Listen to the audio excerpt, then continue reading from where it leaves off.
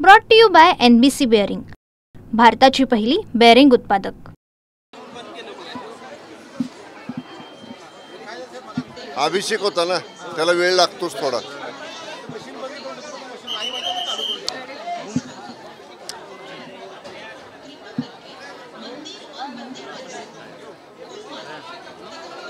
हाँ विचारा।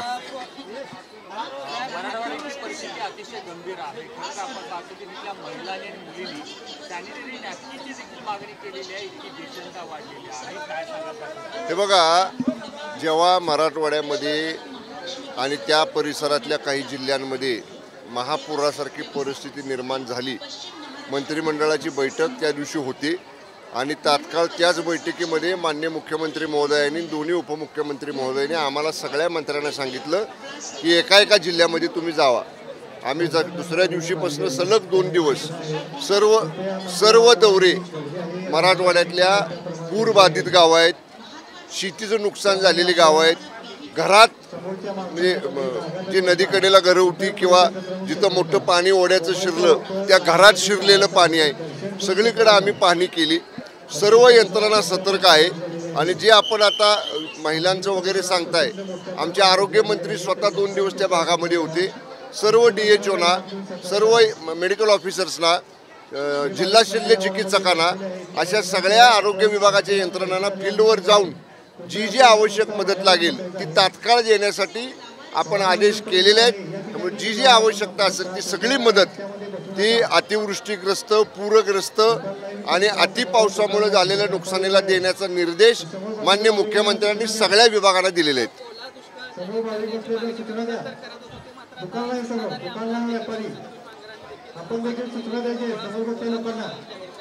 आपल्याला सगळ्यांना माहिती आहे, आता आकडेवारी प्राप्त होते आहे। प्राथमिक माहिती काढली तर 50 लाख हेक्टरपेक्षा जास्त नुकसान शेतपिकांचं झालेलं आहे। आता मी अहिल्यानगरच्या कर्जत, जामखेड, त्या पाथर्डी त्या भागामध्ये मी गेलो होतो, म्हणजे काही सुद्धा पीक शिल्लक राहिलेलं नाही।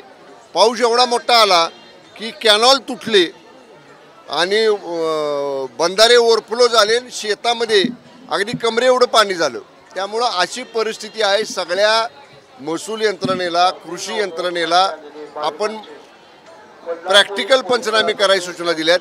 जिथं पंचनामे करायला जाता येत नाही तिथं ड्रोन पंचनामे करायला सांगितलेत, ते सुद्धा शक्य झालं नाही तर शेतकऱ्यांनी स्वतःच्या मोबाईलवर जरी फोटो काढले आणि ते जरी जिल्हाधिकाऱ्याकडे पाठवले तर त्या आधारे सुद्धा आपण अहवाल मागितलेला। मी एवढंच सांगतो, ओला दुष्काळ, सुका दुष्काळ या तांत्रिक बाबीत जाण्यापेक्षा प्रत्येक शेतकऱ्याला मदत देणं ही आमची जबाबदारी आहे, आमचं कर्तव्य आहे आणि आम्ही नक्की एकही शेतकरी आम्ही ह्याच्यापासून वंचित ठेवणार नाही।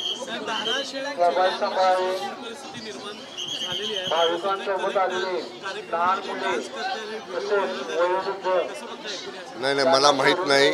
धाराशिवला पालकमंत्री आमचे सहकारी मित्र प्रताप सरनाईक साहेब आहेत, कारण मी काल रात्री उशिरा आलो त्यामुळं मला दौऱ्यावरनं मला काय कुठलं वाहिन्यांवर काय पाहता आलं नाही। सकाळी लवकर मी, आपल्याला सगळ्यांना माहिती आहे, गेली 20-25 वर्ष मी नवरात्रात महालक्ष्मी अंबाबाईच्या अभिषेकाला आणि दर्शनाला येत असतो।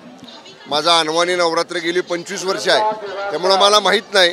पण असं जर घडलं असेल तर ते योग्य नाही। पण तो व्हिडिओ कधीच आहे, रिसेंट आहे का जुना आहे हे सुद्धा पडताळावं लागेल। पण या बाबतीत तिथल्या पालकमंत्र्यांशी मी बोलतो। 100% पाहिजे, 100% दाखवली पाहिजे। काल दुपारी आदरणीय उपमुख्यमंत्री एकनाथजी शिंदे साहेबांची माझी फोनवरनं चर्चा झाली।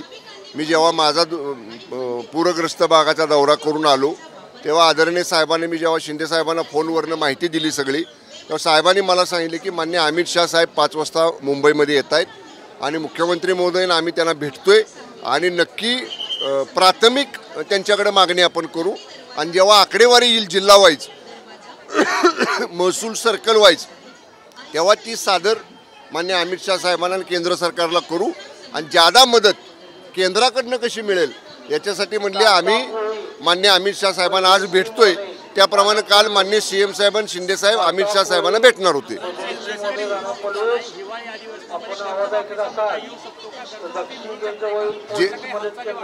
जे प्रश्न हिवाळी अधिवेशनामध्ये येतील त्या सगळ्या प्रश्नांना अभ्यासपूर्ण सामोरं जाण्याची महायुती सरकारची तयारी आहे। त्यामुळं निश्चितपणे ज्या प्रश्नांचा उहापोह होईल, चर्चा होईल, त्याला निश्चित समर्पक उत्तरं अधिवेशनात आम्ही सरकार म्हणून देऊ।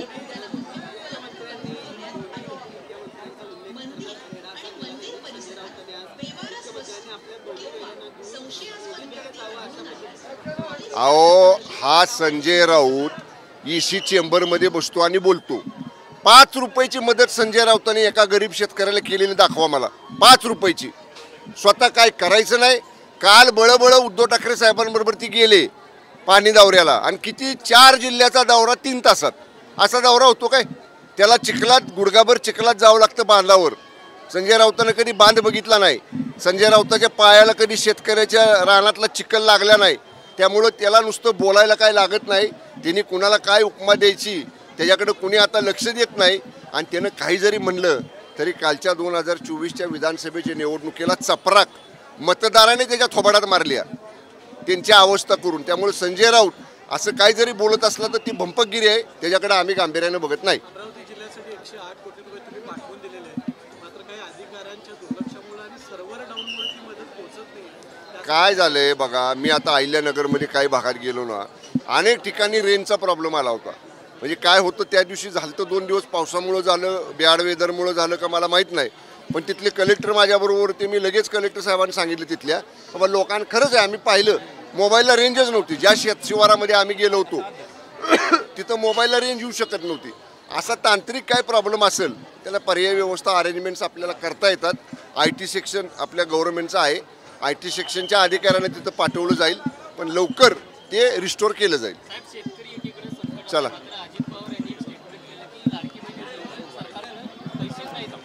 बरं का, तुम्ही जरा अजितदादांचं स्टेटमेंट नीट बघा। अजितदादांचं म्हणणं काय होतं की सरकारच्या तिजोरीवर जास्त बोजा पडलेला आहे आणि तो रास्त आहे। आपण 20,000 कोटी वीज माफीचे भरले, इलेक्शनच्या अगोदर निर्णय घेतला आणि अजून ती योजना चालू आहे। 20,000 कोटी आपण शेतकऱ्याला 7.5 हॉर्सपॉवरच्या आतल्या वीज माफीला दिले। परत 45,000 कोटी रुपये माझी लाडकी बहीण, मुख्यमंत्री माझी लाडकी बहीण योजनेला दिले। हा अधिकचा बोजा पडलाय एवढंच दादा नाही। याचा अर्थ आत्ताच्या शेतकऱ्याला आम्ही मदत करणार नाही असं बिलकुल नाही। वाटलं तर अजून कर्ज काढू, या शेतकऱ्यासाठी कर्ज काढावं लागलं ते काढून फेडायची तयारी महाराष्ट्र सरकारची आहे। मी आपल्याला जबाबदारीने सांगतो, 2.5 वर्ष मी राज्याच्या अर्थ विभागाचा राज्यमंत्री होतो। आता जरी कर्ज काढलं असलं तरी रिझर्व्ह बँकेनं आणि केंद्र सरकारनं जे लिमिट आपल्याला बॉरोइंगचं दिलेलं आहे कर्ज काढायचं, त्या लिमिटच्या आतमध्ये आपण आहोत। अजून आपल्याला कर्ज उभारण्याची मर्यादा 20 नमुन्यामधली आपल्याकडे शिल्लक आहे। त्यामुळं शेतकऱ्याला आम्ही वाऱ्यावर सोडणार नाही, शेतकऱ्याला नक्की आम्ही मदत करू। ओके,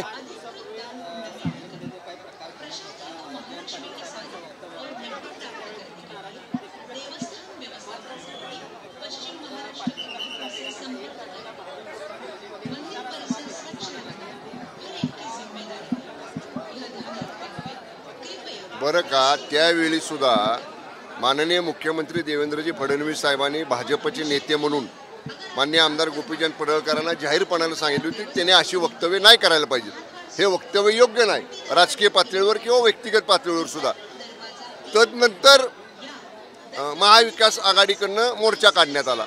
त्यामुळे कदाचित ॲक्शनला रिॲक्शन अशा पद्धतीचं असू शकेल, मला नेमकं माहीत नाही।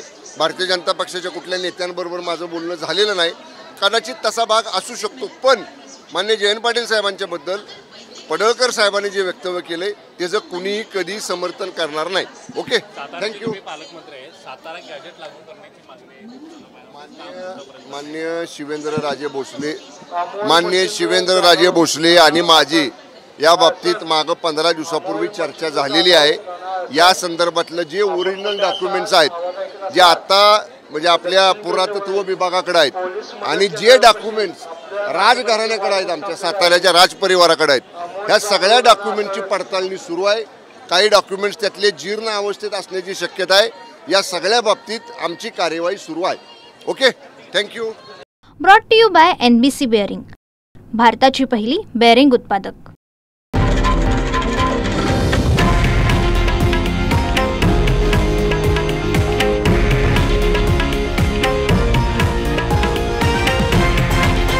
हे आहे देशातील नंबर 1 न्यूज नेटवर्क आणि आपण पाहत आहात TV9 मराठी, एकमेव.